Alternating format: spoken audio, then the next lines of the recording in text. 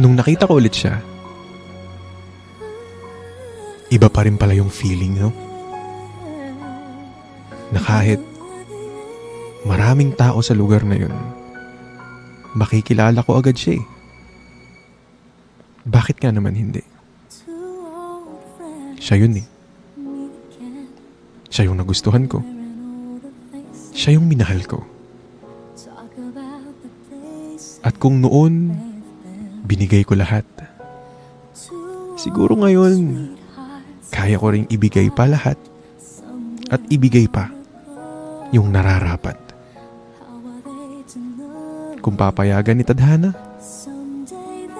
kung papayagan niya, baka sakaling pwede ulit, di ba? It'll be love and they'll find.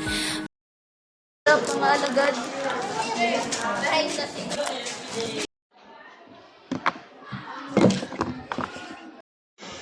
Nino.